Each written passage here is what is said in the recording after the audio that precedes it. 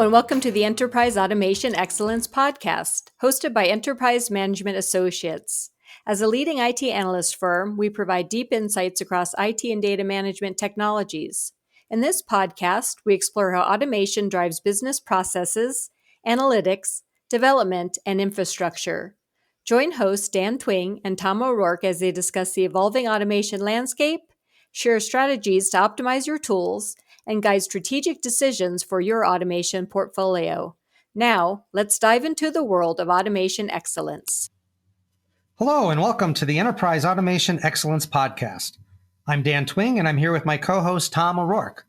Both Tom and I have recently been traveling at conferences on the subject of automation. And I was recently in Italy with HCL Software talking about their recent release of automation software and updates to their core automation suite.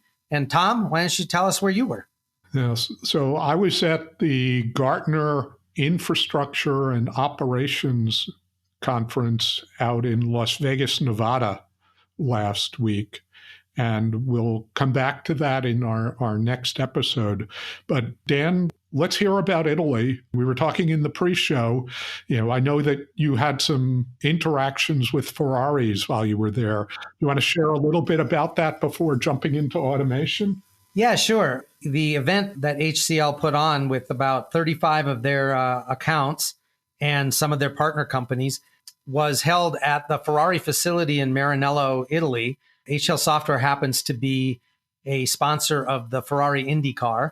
And as such, they took advantage of that to have us hosted this conference at the Ferrari facility there, up to and including a great tour of the Ferrari Museum, some time in a very well put together simulator of an IndyCar, which the museum has, I don't know, there must have been 8 or 10 stations because they moved the 40 of us through there pretty quickly.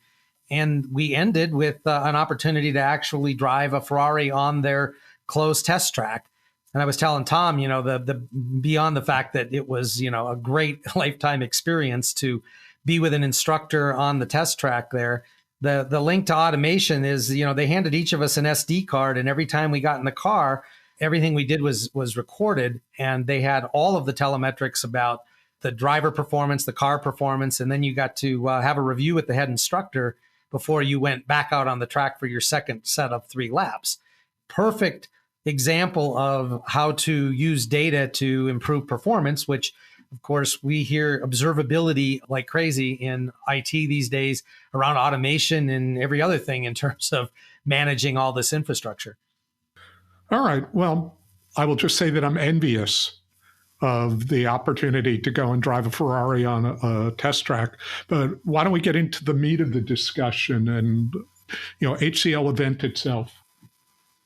Yeah, sure. As we were talking in the pre-show, for me, the real interesting aspect here is that HCL, probably more than anybody else, has embraced the idea that broader orchestration to include business process automation is properly rooted in the traditions of job scheduling and workload automation and some centralized team and control that they have created. And part of this event was announcing the second generation of their UNO product, Universal Orchestrator, which is all about the business process automation side of things.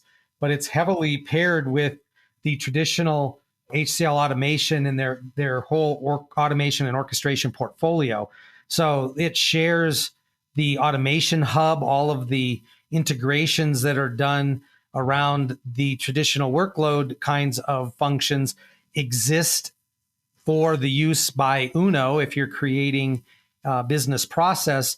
And I think that that's probably the right direction is, whether it starts with workload automation software or something else, a central function with that kind of legacy of managing automation, I think is the right place to start if you're going to try to orchestrate broader automation. There's always going to be things on the side, individual users using tools in the Microsoft Office tools or other parts of software that they're using, but anything that is core to production, core to SLAs, and interacts with the other aspects of the infrastructure probably should be more centrally managed and controlled. It needs governance. It needs change management. Yeah. And, I think this also reflects the theme of transformation as businesses embed orchestration and automation into their key processes to reduce the delivery time for services, to improve the customer experience. By doing that, these automations become more business critical, and the need for reliability and scalability becomes paramount. Right. I think, interacting with these some 35 accounts, and, there were some big brand names you would certainly recognize. They were all at various stages here. At one point, after I did my presentation, there was a panel discussion, and they had folks that, one account that was quite a ways down the road deploying aspects of Uno and really thinking about automation in this way. And at the other end of the panel was somebody who had, just signed up to use the product and hadn't really begun the process. And the contrast was pretty interesting. The guy whose company is a big marketing company in the US, he said they had lots of success with automating processes. They had certainly needed to hire less staff, redeploy staff in other ways, and they were operating at a speed and a staffing level for the volume of business that they really couldn't have achieved without these kinds of tools. But, he was very keen on having the visibility and control of good observability and orchestration wrapped around that. And they asked the panel members, close your eyes and do a visualization. Tell me what you see. And the guy who hadn't started yet said, I'm in a pool underwater. Tom, you've probably talked to folks who feel that way when they're standing at the beginning of trying to deploy significant automation and really transform key business processes. Yes. I think when the light gets shown on you, if you're not used to having, that level of attention, it can be very, very challenging. On the other hand, it's an enormous opportunity to be able to demonstrate that the things that you and your team have been doing well with automation for a long time can be carried into the business processes that help the organization succeed, that help keep the customers happy. Right. And the users or some of the other attendees who were, on the cusp of heading down this road certainly had some interesting questions for the folks that had gone before them and were farther down the path. And some of the questions are obvious if, the answers are obvious if you've, already walked the path, right? Some of the things that they worried about at the front end, and the guy who'd already been down there is like, wow, we just handled that like this. I don't have any specific examples that come to mind right now, but the idea that you're not going to have all the answers before you start. But if you have good tools and good advisors and partner companies around you, you solve it as you go. And he told a lot of stories about things that were minor roadblocks that they worked through as they went through the process. But you cannot wait till you think you have every answer to start. This is true for business transformation efforts in general. It's not unique to these automation and orchestration functions. But when you've been in an automation team where it feels like most of the work that you're doing goes unnoticed, and the inquiries that come in are require you to react, it's a different place to be standing, but a very positive one. It goes along with the fact that both you and I are very bullish on automation's ability to continue to expand and help businesses succeed even more. Well, one of the key topics that was discussed is the idea of citizen developers, right? And tools that will enable folks to define their own automations and yet exist within some kind of a governance and change management framework. Yes, and we'll link that forward for right now, because that was certainly an element of the discussions at I&O last week as well. It's been a recurring pattern in organizations to move away from pure centralized functions, whether you're talking about for finance or automation, try to distribute the work out to the people who are closest to the problem that needs to get solved. But I think it's a balancing act in automation between enabling this and also continuing to maintain very, very high reliability. Right. The research that I recently completed, which I used to support my talk at this event, I did ask about citizen developers, and the results were really that about 28% of enterprises have folks making significant contributions through various tools, but the bulk of 52% say either no or they can do experimental things. And then there are others that another 20% are a little bit beyond just experimental, but it's probably more an exercise in defining the requirements than it is to actually get to a automation definition that could be pushed into production, right? So a very small part of the market is actually there. And I talked to a lot of different people who, and it was discussed a lot among this group of accounts that, some just bristle when they hear citizen developer, right? I mean, it's too loose, it's too uncontrolled. And I think the tools, have not yet matured enough. AI certainly can be helpful there, but that's, I think, a promise that's yet to be delivered on. It's been promised many times. We've made, small progress and a lot of things that just haven't lived up to the promise. But AI should, in my opinion, help to close that gap. And we even discussed, is this citizen developer concept? I began to change my opinion a bit that the AI may not actually help you develop it. It's almost more like the note taker for the requirements, right? It'll figure out the right way to deploy it in the background, but maybe it's more of a UI or an interface that folks can interact with that's intelligent, that can walk them through all of the questions you would want to ask. But maybe it's just more about getting the process expectations and requirements defined in a more thorough way, and then the AI knows how to deploy from that. Yes. We'll come back to change management in 2025 because it's a very rich topic. The enterprise expectation for change management for critical functions is, very high. It's often process heavy, and it's appropriate in some circumstances, but not others. We can spend 20 minutes talking about that, in an episode next year.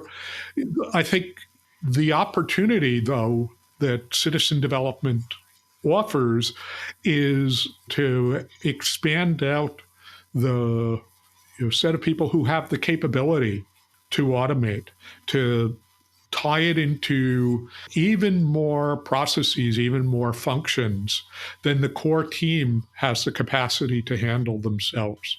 Right. Yeah. The core teams are never going to be big enough. They're never going to be close enough to the processes. And the decentralized nature is never going to be controllable enough. So there has to be some sort of middle ground, some sort of balance, right? That you need to give them the ability to move on their own within a structure that can be controlled, managed, and observed. Yes. But the other side to that is, can you trust them?